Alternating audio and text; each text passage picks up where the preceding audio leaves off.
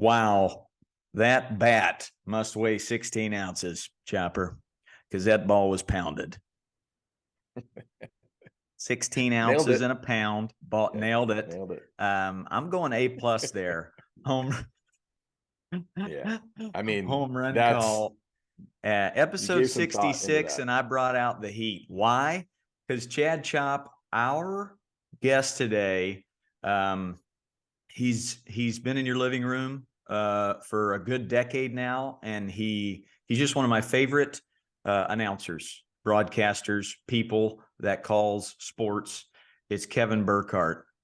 We brought him Let's in go. right after he called his first Super Bowl this past winter. Went with Super Bowl 57, if I know my Roman numerals correctly, with Greg Olson. And he's got quite a journey. We've had a lot of broadcasters on. We had Joe Buck, Jeff Levering, just to name a few. Dallas Braden, who's now an announcer for the A's, and the journey is real. There was a grind there, so I want to break down that grind. A lot of parallels once again to his journey and a journey of a baseball player or an athlete, anything like that. So he'll be on in a few minutes. Super pumped, great guy, and excited to have him. But Chad Chop, this is 66 times we've gotten together. How you doing?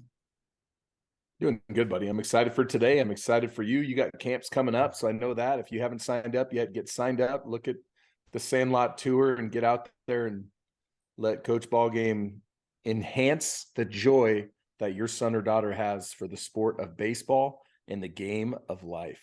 Bang. Brother. That's a Oh, slogan. man. Put that in. Put that in quotes. Go ahead and dial that up. I, Summer camp starts June 5, and we will have a busy summer as always. And we'll take I think they pronounce it hiatus from the pod as we did last summer. Just push pause on this puppy. Give us time to do our summer thing.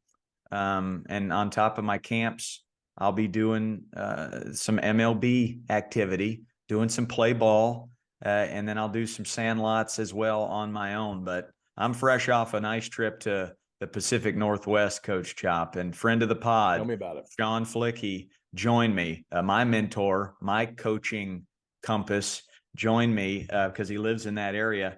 First, we flew into Spokane for MLB play ball, and I drove 2 hours to a place called Brewster, which is an hour from nowhere, and then another hour to nowhere. But once we got there, I mean, mountainous beauty, rivers, and a lot of these families are immigrants that work on an apple orchard, and they put on this free camp. And I went in there with my heart full of joy, and my drum beat loud, and we cranked it up. We did a free camp, and here's the coolest part of all, Coach Chop. I get an email later that night. Hey, ball game. My two sons, right when they got home, they quoted the entire Roberto Clemente story back to their mom. Let's go. I mean, come on. You love to see it. You love Like it. beside the It's an words impact, "Let's dude. go" in the encyclopedia is a couple Yeah. of kids telling mom, I heard this story about Roberto Clemente. He was so kind, they created an award named after him, Roberto Clemente Award. And man, that's my purpose. I thrive on it. I love that. So that was amazing. And we set up stations. You know, we did our stations of throwing and catching and right. We had batting practice in center. There was a money ball station where you try and knock the ball off the tee, knock it off, a throwing station, fly ball station, and I ran a base running station. So we've talked about it, how to run productive practices on this pod. And they kind of let me set up those stations, keep it moving, keep it active. And a lot of the Seattle Mariner alums helped coach. They were Awesome. my assistants and came in all the way from Seattle, 4 hour drive. But just a lot of good people in the game of baseball. That's what I'm excited to talk about with Kevin today is the good people. He's a great person, and he has met some great people in the game of baseball. So I want to humanize the game a little bit and just go behind the curtain and ask him, hey, who are some of your favorite people in the game? But that was that. And then over to Seattle, we did a Bainbridge Island Sandlot with the one and only Coach Flicky, Flick Money. He brought his guitar, sang a few songs, and I mean, it was easy. It made my job so easy, and it made me realize we got to staff up on these sandlots. It's time. It's time to fly the best coaches I know into these towns, get a Chad Chop, get a Flick Money into these cities that we go, and it just enhances the value. It was amazing. Yeah. Just I could run one field of younger kids. He's running another field of older kids. While I'm trying to dig in and get nicknames, he's doing trivia and entertaining and telling stories. So to have the guy that taught me pretty much everything I know about engaging kids and coaching full circle, have him come join me. And if you're a listener of this pod, you probably listened to his interview. He is Mr. Miyagi of kids, especially kids that have had rough times or, you know, are troubled, have trauma.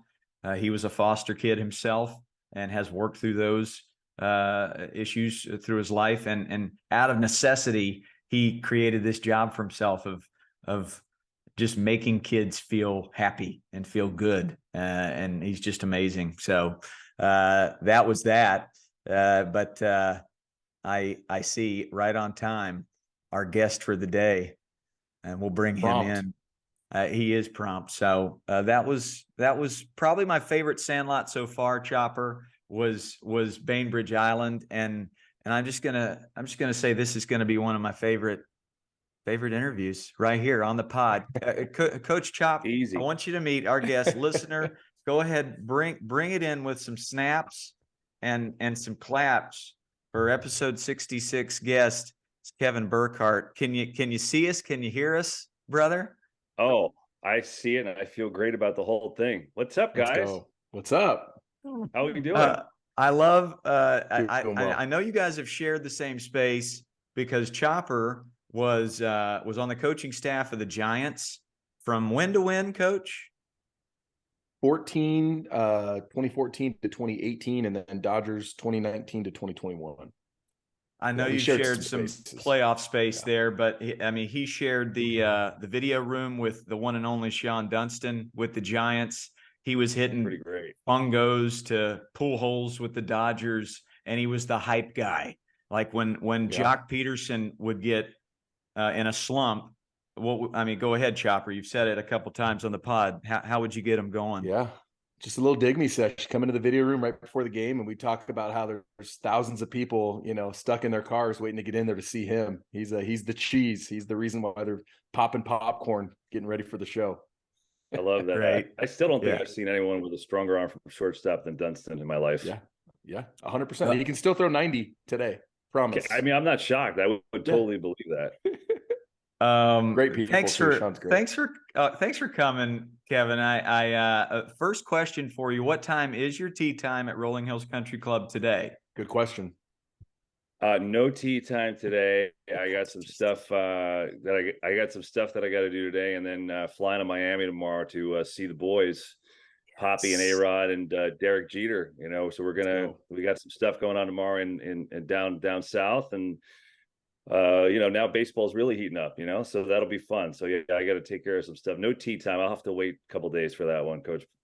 Oh man, well, I mean, I want to tap into that because you've got some new faces. You've got Jeets rolling in, and I think some more fresh new faces as well in the game of football. But how we met is through our mutual friend Joe Buck. He lined up a camera crew to come down to the 2018 NLCS, listener, and they filmed one of my Sandlots. And they aired it on Kevin and the boys' pregame show of the NLCS. And to this day, it was one of my favorite things to film because we actually got to throw it back to you guys in the studio.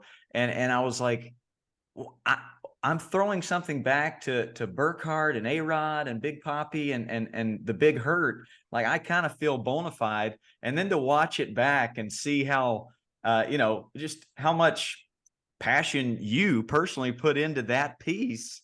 I mean, I was like, I love this guy, and I'm just thankful that you'd throw me a bone. So I'll just say first off, thank you for that piece. It's one of my favorites to this day.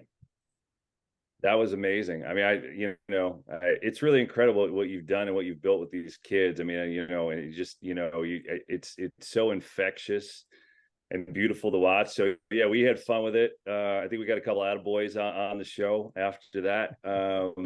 I think Poppy, I think Poppy was actually still, Field of Dreams. Oh my gosh. Well, Poppy was saying attaboy 3 hours later. He's just still attaboying loudly to the camera. And I'm like, okay, got it. But yeah, then we go Field of Dreams. We got to play golf, Chopper, at the Dyersville golf course, which was amazing in itself.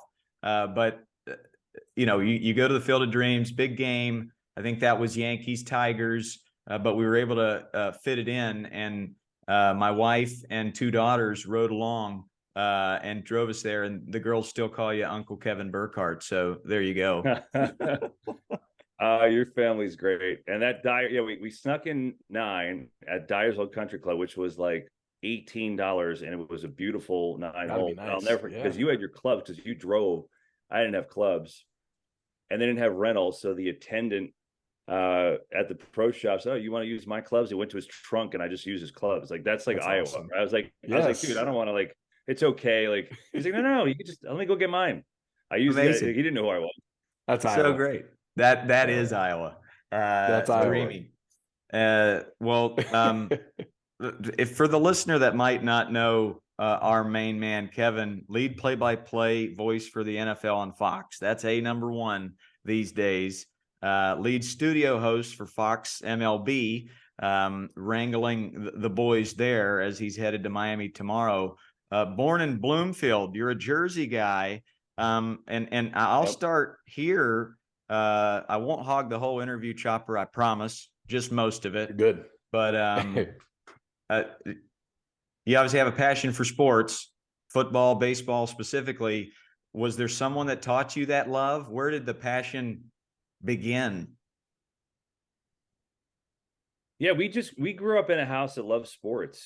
We just did. My mom, dad, my brother, we watched sports all the time. We listened to it on the radio, baseball specifically. Like growing up, summers in the backyard in our small little inflatable pool, and had the Mets games on the radio. And so it was always a sports household. Like Sundays were, go to church with my mom and go to the deli on the way home and get a bunch of food and watch NFL the entire day. Like that's what we did. So it just, when you do that, all of a sudden, like for me, who I love sports, but I sucked at playing them, it was like, okay, how do I get involved in this? And then it was just, I started to really, pay attention to the announcers, right? And the things that I liked and the guys that got me excited to watch or listen to games. When Summerall and Madden would come on Sunday, I would be like, oh man, it just feels so big and so energetic. And, listening to Bob Murphy call the Mets games on the radio, and then later Gary Cohen, who I was lucky enough to work with for years in New York,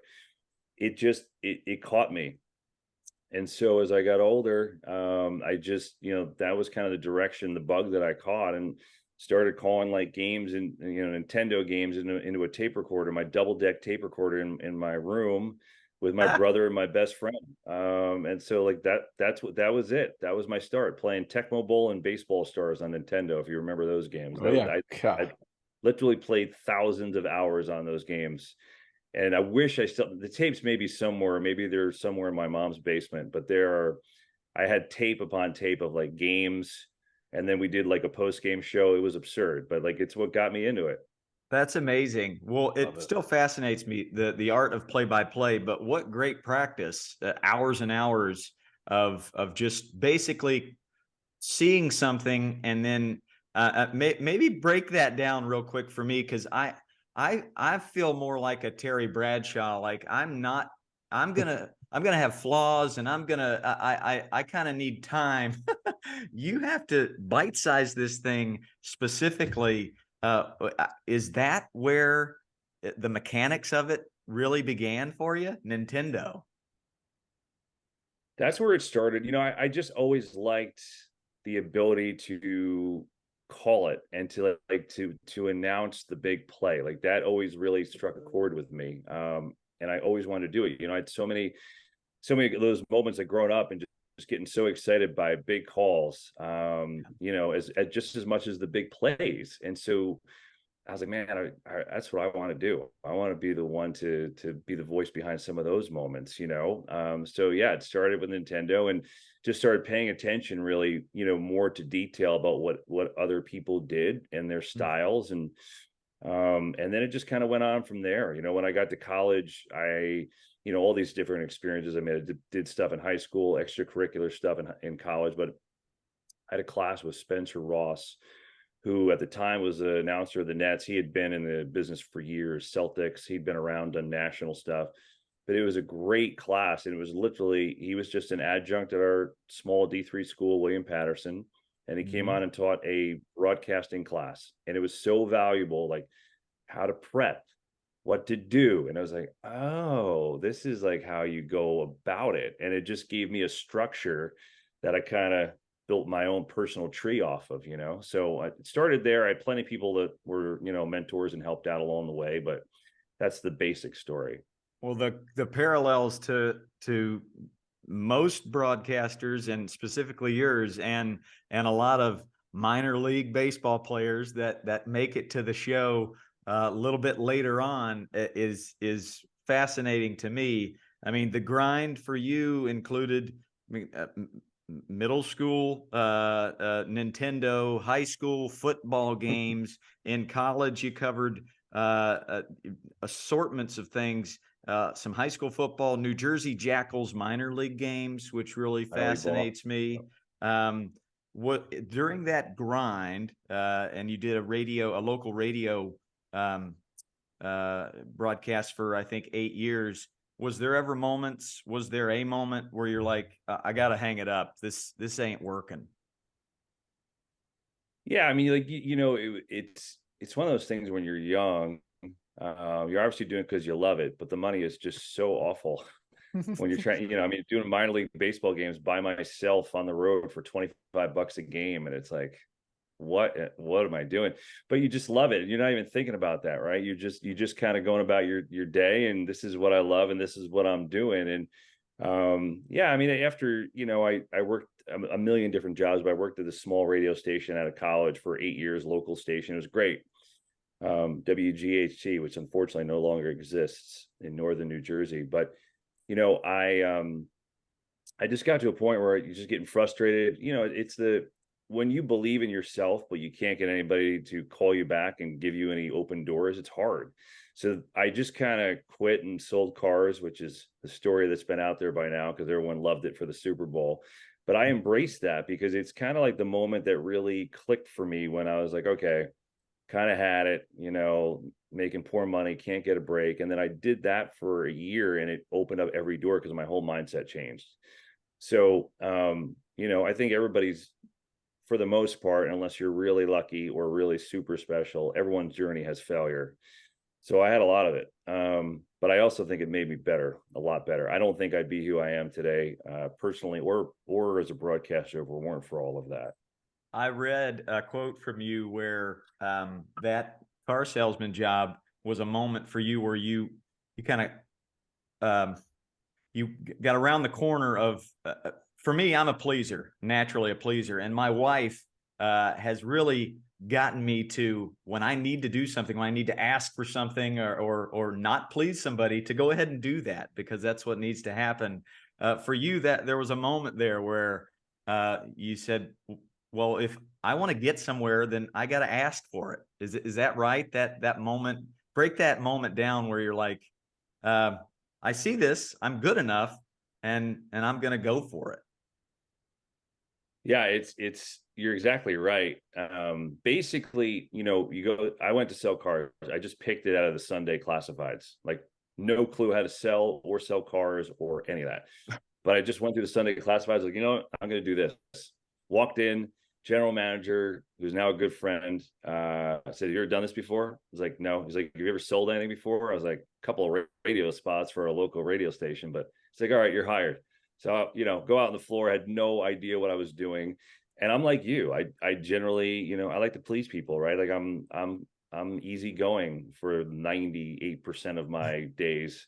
And, so, I just got to the point early on, I'm trying to figure it out. And general manager of the store is like, "Hey, Kev, like, if you don't ask for these people to pay you, they're not going to pay you." So I was like, oh, right. So, so then it was simple as going out and negotiating, a car deal with the customer, and also still doing it in a way that was tactful and you both kind of felt happy about it, but I'd never done that before. So then it was just like, yeah, it was a simple thought, like, well, wait a second.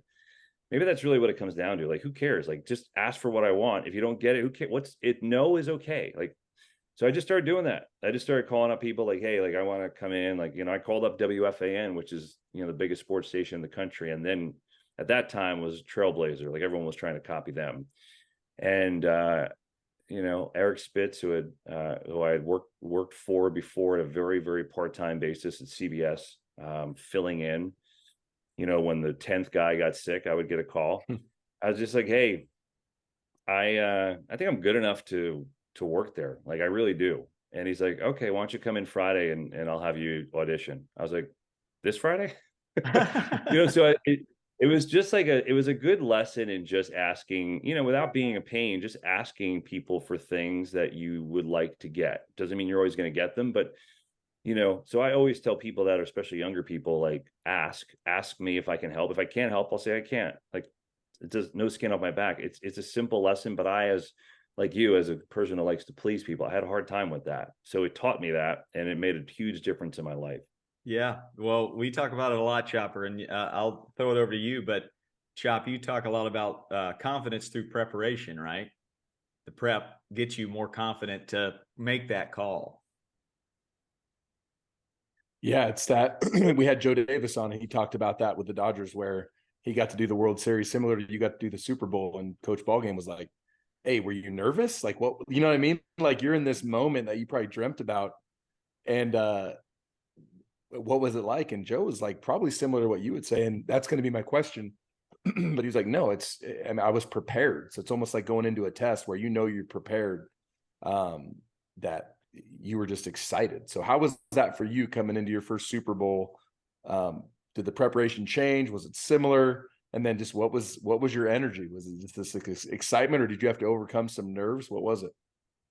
Yeah, I think you have a great comparison, Coach. Like, it's and I agree with Joe. I always tell, younger kids or college students, it's like preparing for a midterm. Everything you do is preparing for a midterm. So if you study your tail off, you may not get 100%, but you feel good going into it, and you feel confident. You'll probably get a really good grade. I think this is the same way. You can't go on TV naked and have, you just can't. It'll be a disaster. So you prep your tail off and you put yourself in the best position you can, and then you can't control everything. It's a reaction medium. So, like, but by prepping and putting everything around you to be in a good spot, you're confident. So that's how I feel for everything I do. And obviously for the Super Bowl is magnified. So, of course, like, leading up to the game, of course, you see what's around you. You feel the pressure. It's the biggest day of your career. And things could change off of that performance, right? I mean, not everybody gets to call Super Bowl. I think I'm the 11th play-by-play guy to ever do it. So I'm not dumb. And you felt that, like, leading up to it. But the game, the day of, was so much fun because I prepped my tail off and I was ready. And it's funny. I felt like covering these athletes all these years when you have to treat it like another game.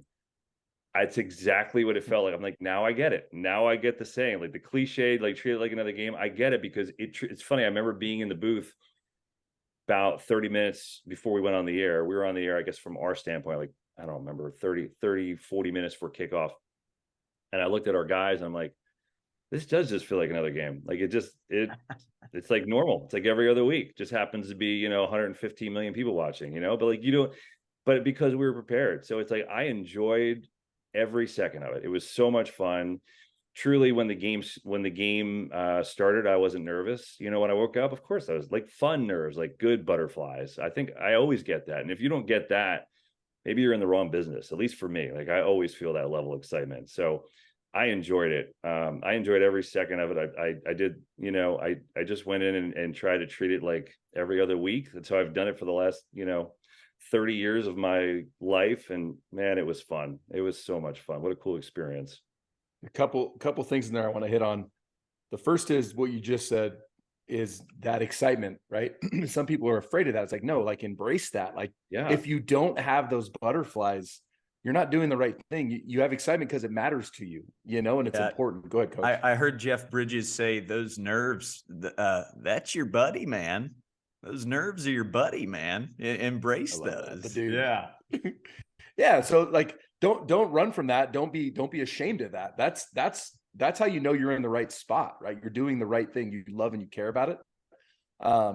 Totally agree. And there can be power in that. So it's like, we talk about little kids, like, hey, just breathe, dude. Like, it's okay. And if you screw up, so what? We're still going to Dairy Queen. Your coach still loves you. Mom and dad still love you. Right. It's okay. Just learn something from it and keep moving. We just had a playoff game with Little League. My little 9-year-old, he just turned 9, Bo.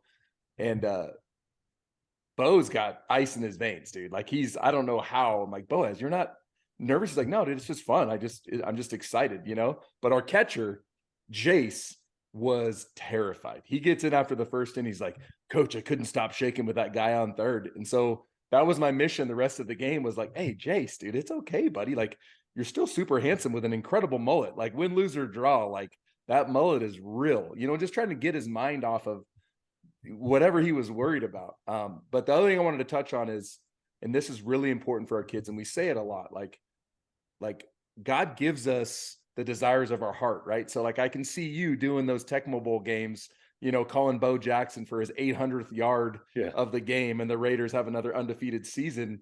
Like, that was the desires of your heart. And it didn't happen right away, but you never ran away from it. You kept trying and grinding. And even in that failure, like you said, it changed your mindset. There's power in that for our kids listening, and even our parents. Like, tell your kids to follow their dreams. It's awesome. I love it. It's my number one message. It's, and I know people, I'm sure there's some people think it's cheesy, but when I've spoken to any group, because I believe it, like I firmly believe it, and I did it. And like, you know, I feel like I'm pretty good proof of it, right? I you know, didn't, you know, grew up modest family, you know, and we love sports, and went to a small D3 college, stayed at home, didn't travel for college. Did minor league baseball for $25 a game. Like, I saw that side of it. I did it because I loved it. And like, that's the thing, like whether it was Nintendo games or whether it's, you know, yeah, it's pretty easy to get excited to call the Super Bowl, but I get excited like that every week. Like, I don't have to generate excitement for my calls. I'm genuinely excited to be there, whatever I'm doing. The baseball show I did last night, the post-game show on FS1, was the same energy that I came to the Super Bowl with. Now, there certainly weren't as many viewers for that show as it was for the Super Bowl, but it doesn't change me or my approach. And it's so important. I think, you know, I just spoke to a group of kids in town here in middle school, and I think following your dreams is so important, because we live in a society where so many people tell you can't. And that stinks. Like, you know, it's okay. Maybe in the end, you know, not everyone's going to get their A1A dream, right? Like that doesn't work that way. But if you don't go for it and you don't try for that, you're going to regret it the rest of your life. Like, I never understood that. Like, you have to for your own sanity. You know, there's one kid in class who, you know, asked if anybody wants to be a sports broadcaster, and then one sheepish hand went up. I was like, okay, awesome. Tell me, like, why? And like, you know, so he was in it, and then he got a little bit more confident. And I said, well, you just do it. No matter what anyone tells you, you do it. You go for it. You that's what you want to do. You do it. And don't let anyone tell you they can't. No one ever told me that I couldn't do it. Even when I had no chance, basically, and couldn't find a job and couldn't get a phone call back. But, you know, there's no one that's telling me that anymore. It may have taken a while, but I think, like, dream big. I'm such a big believer in that, Coach. I'm so glad you said that, because I think for these kids, it's the number one message they could hear, especially today. Everything is so negative today. You have to have that outlook. We've had And for Evan parents, Longoria, yeah, Hunter go ahead. Pence, on this pod, and both of them, I paraphrase both of them, but it's like, if you don't quit, you can't be stopped. Yeah. If you never quit, you can't be stopped. So Longo didn't get that D1 scholarship, had to go to a JUCO. Then he was at Long Beach State, and then he was a high round pick, like a consummate pro, Longo, right? Well, Longo couldn't get a shot, but guess what? He outlasted everybody because he still had that belief in himself, like you did, like I had. I always wanted to be in the big leagues, and then I got released, and I was out of baseball for 8 years, and all of a sudden I got thrust into a 2014 World Series championship team just by, call it what you want to call it. I believe it was God's hand, Yeah. And now my family's on a World Series ring, which is crazy because my family was like yours. I grew up watching, Ben Scully with my grandma. It was a love of baseball from my grandmother, and they were from Jamestown, upstate New York, and moved out to California and bought their own deli so we could have that deli experience like you talked about. And we would go to the deli on Sundays and get some fresh sliced meats and provolone. There's nothing like fresh sliced provolone. Listen, by the way. nothing better than deli on Sundays.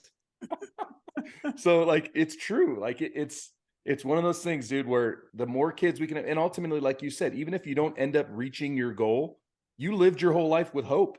You lived your whole childhood into adulthood with this hope and this dream. And someday you might have to settle in somewhere else, but don't just quit before you start. You'll never know. You'll never know if it could have happened. I love it. And for this podcast is mostly parents who coach kids or parent their athlete or student. And I was lucky. I had some parents when I was in my 20s. I wasn't calling minor league games for the Jackals, but I was waiting tables and trying to get that next writing gig or that get into that next improv group and coach baseball. And my parents, even when I turned 30, were not like, you ever going to use that Brown degree for something? They never pushed me to settle. So I'm so thankful for my parents that they would do that. And to all the parents out there, it sounds like your folks were in the same boat, or I'm not sure, but that you didn't settle. You found yourself sideline reporting for the Mets for 7 years before you got the big break with Fox. And I kind of wanted to ask you, but before the Fox gig came, that 7 years with the Mets, that was a bit of a big break for you. The sideline reporting, how did that set you up for this next chapter that you're on right now of play-by-play and studio? How'd that get you there? Yeah, it was hold on, my dog wants to say hello. Come on. Hello, pup. She always has to be on my lap while I'm doing the say hello. Hi. There you go. I saw the last video you did with the chair and the dog on the lap. A lot of love there. The DirecTV video, that was Yes. fun. Yes. But the Mets job, that was a dream job. I actually was there for 8 full seasons. I was actually working there my last year. I was kind of commuting back to LA, and I kind of started at Fox. But that was, along the way, I had a number of like breaks, like where I could pinpoint, this was huge. This person was huge for me. This person gave me a big door to walk through, right? We all have those people that we wouldn't be here without them. That was a monster break because that was my first really full-time foray into TV. Like I always wanted to do TV, and then my path went into radio. And that was my first real full-time TV job. And I grew up a huge Mets fan. My whole family was huge Mets fans. And quite honestly, I was doing some freelance stuff for SNY, the TV home of the Mets at the time. And so I interviewed for it, and I really didn't think anything of it. I didn't think I was going to get the job. I mean, I was happy to be interviewed. And then they called me and I was like, you got the job. And I'm like, what? And so it was like, okay, like, let's go dive in and learn what I can learn. But, essentially I go in and I'm working with people that I idolize. The analysts were Keith Hernandez and Ron Darling, who won a championship in '86 with the Mets, who are grew up idolizing them, watching them. And then the play-by-play guy was Gary Cohen, who was one of my favorite people to listen to and turned into a great friend and a mentor to me. Couldn't be a better situation. It was just so cool and so surreal to be a part of that. and be a part of their broadcast history, if you will. They have a lineage of incredible broadcasters.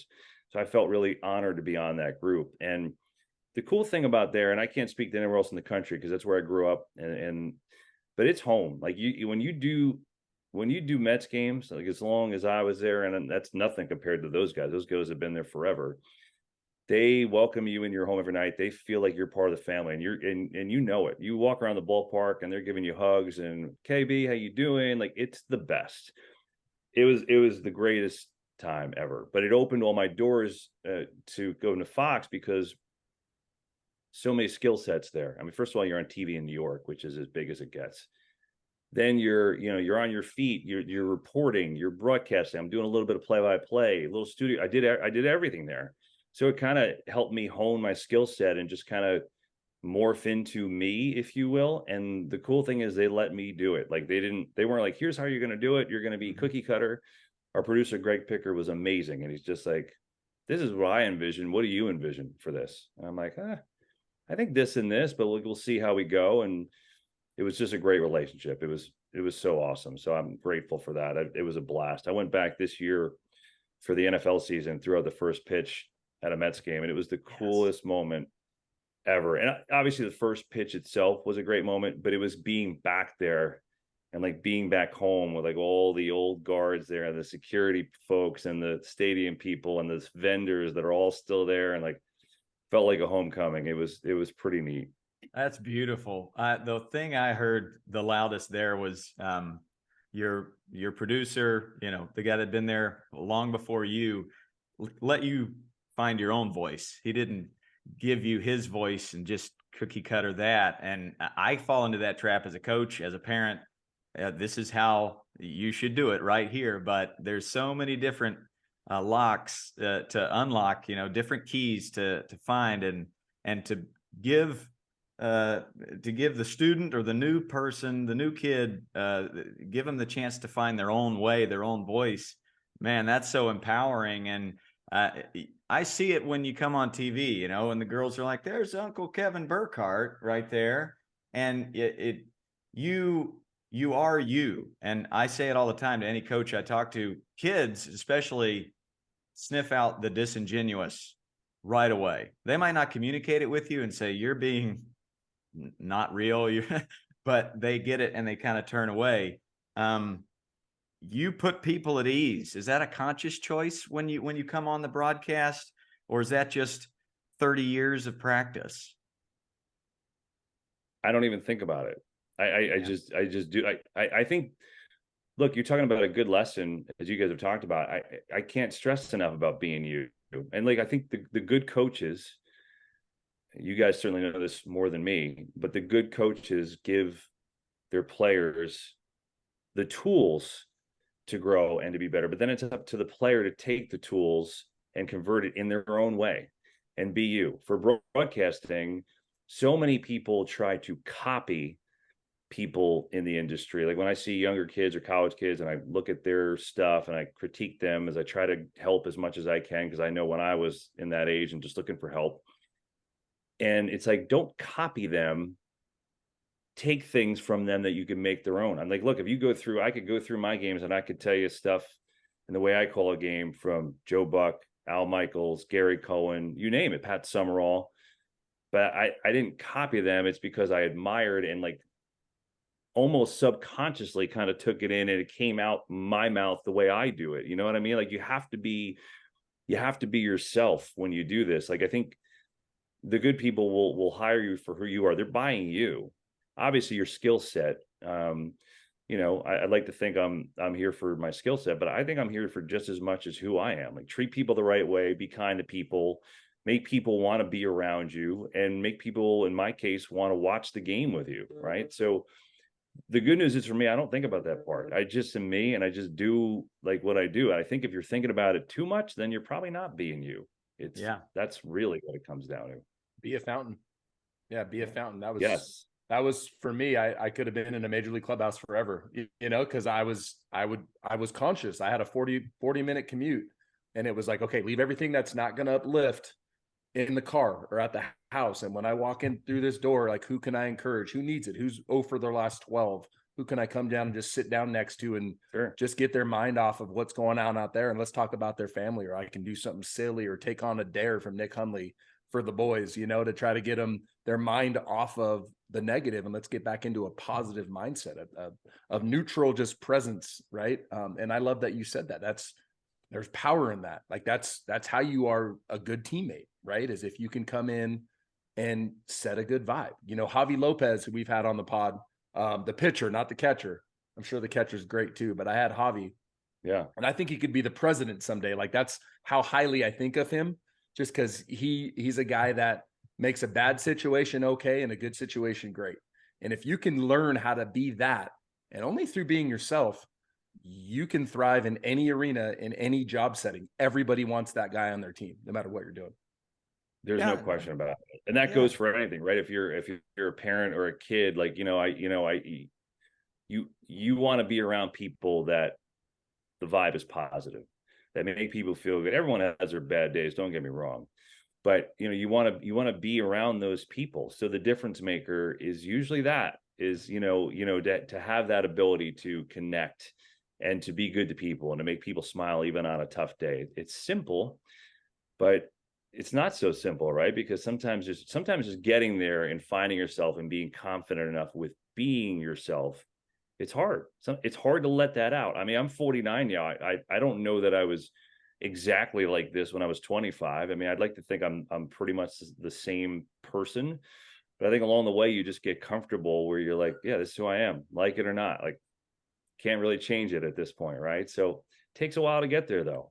I think it does, especially for certain people. I was telling my high school kids this, and we talk about it kind of a lot of like, hey, you got to love you some you, right? I love me some me. And then when you say that, they're like, wait, what? It's like, no, dude, if I'm going to give the love that I have for others, I have to get it out of my own way. Like I've got to be able to forgive myself when I do something wrong, own up to it, try to make sure it doesn't happen again, but get back into loving me some me so I can spread that love. If you're feeling good about yourself, you're going to exude that to others in a positive way. That's huge. Totally agree. And I also think that along those lines, it's also, and again, this is another hard thing to do, kind of what Coach Ballgame was saying about, asking for things that, that you want.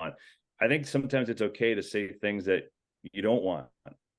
It's like, and that's a hard thing for people to do. Like, you know what, I don't really want to do that, or I don't think that works for me. And, and people shouldn't be offended by that. Like if you do it the right way, you're not, like, I don't like that, or I don't want to do that, or I'm not comfortable with that.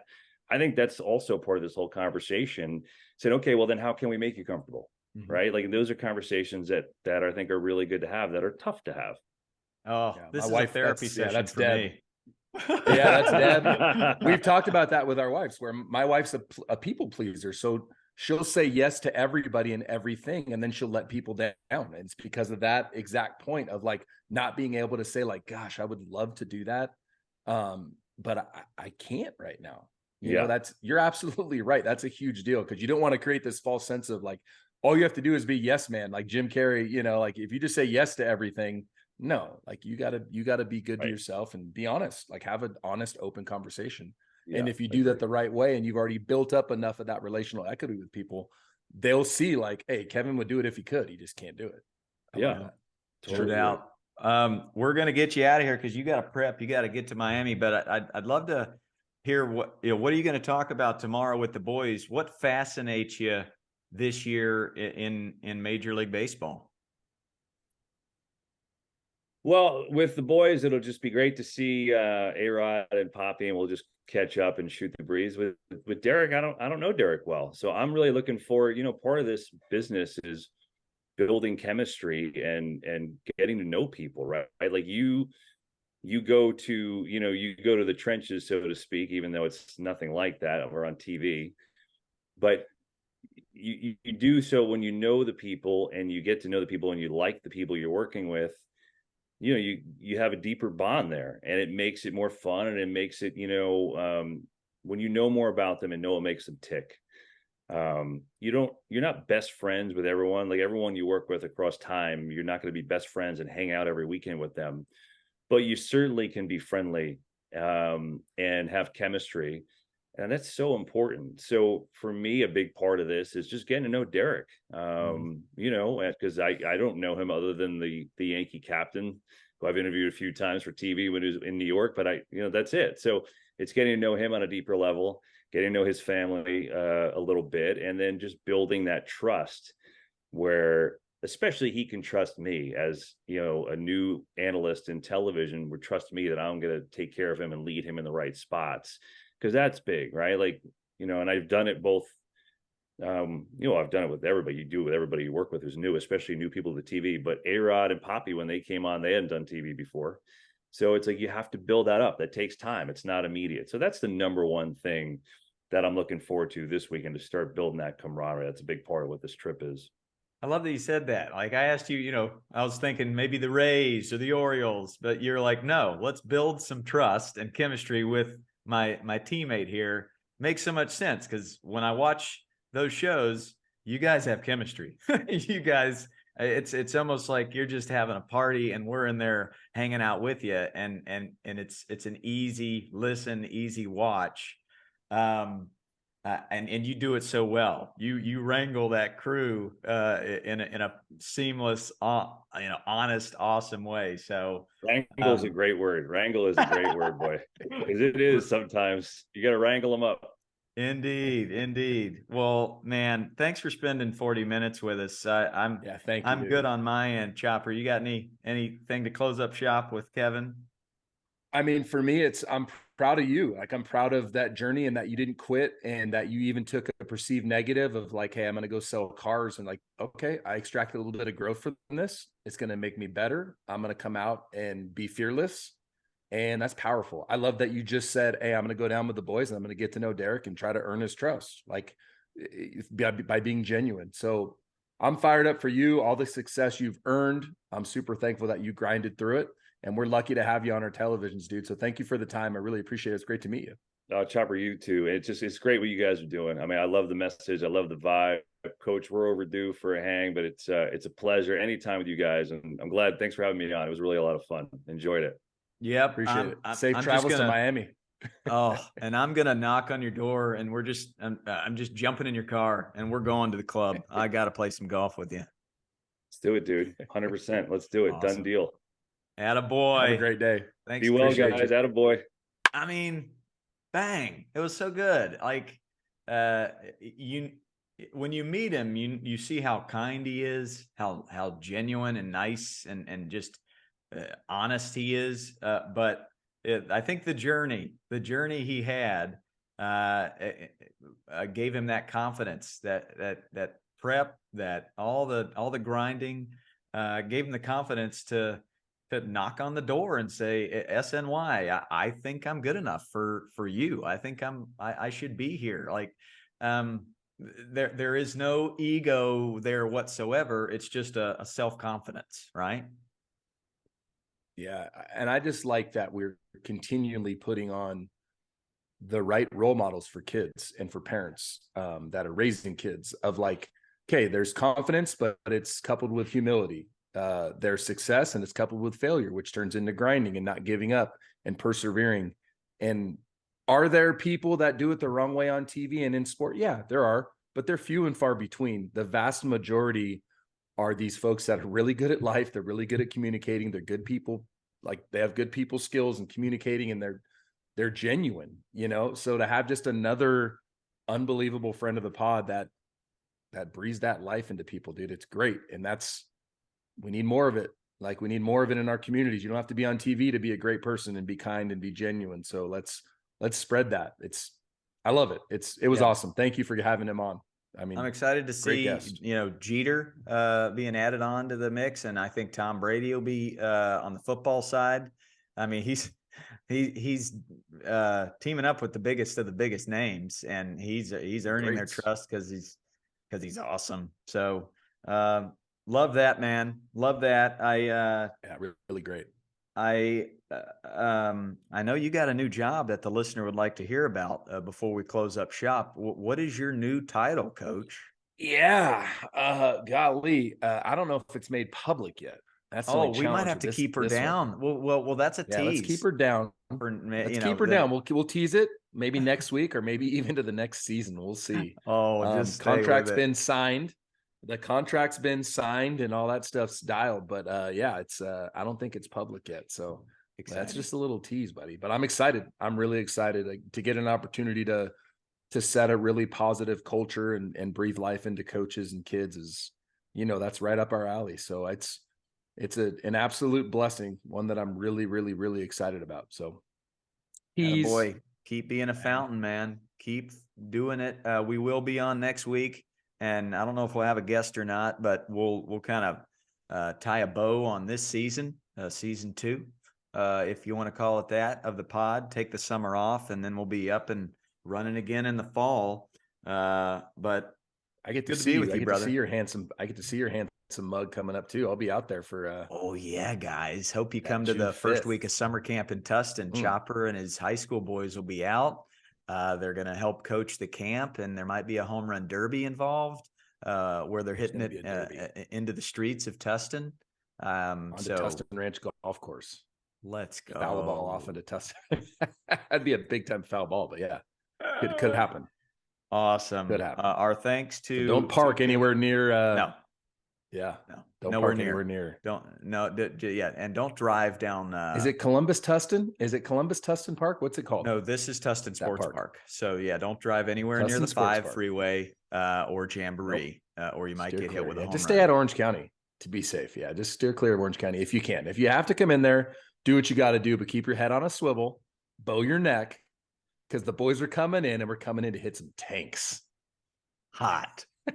My thanks to Kevin Burkhardt for coming on. I mean, gosh, we're just this little pod, and he called Super Bowl 57 a few months ago, and here he is. He's talking to us today, and Derek Jeter and Big Papi and A-Rod tomorrow. So there you go. Some call this pod. Yeah, well, some people do refer to this pod as the Super Bowl of pods. Now, is it just me and you that do that? Maybe. We can neither confirm nor deny, but there are folks. There's more than one. It's a plural.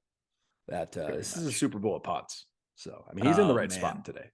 I tell you what, love it. And my thanks to all the Patreons out there, all of you that support, throw in a few bucks per month to keep these lights on here.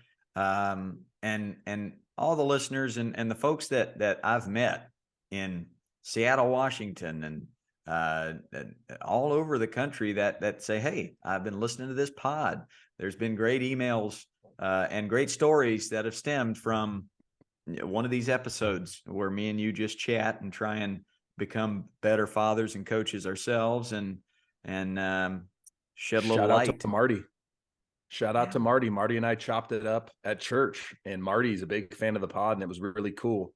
Really cool to talk. He and I were just talking about life and coaching and being better coaches and mentors and stewards. And he's like, man, I listen to the pod every week. Love what you and Coach Ballgame are doing. Like, let's go, Marty. Appreciate you, buddy. Keep doing it. It's just a great resource, man. Anytime somebody's struggling or is like, I don't know how to deal with this issue. I'm like, well, I don't know which episode it was, but we talked about it on the pod. Go listen. Yeah. So love you, brother. I'll continue to rake because of you. Can't wait to see you. Can't wait to see you in 2 weeks. Bang. Boom.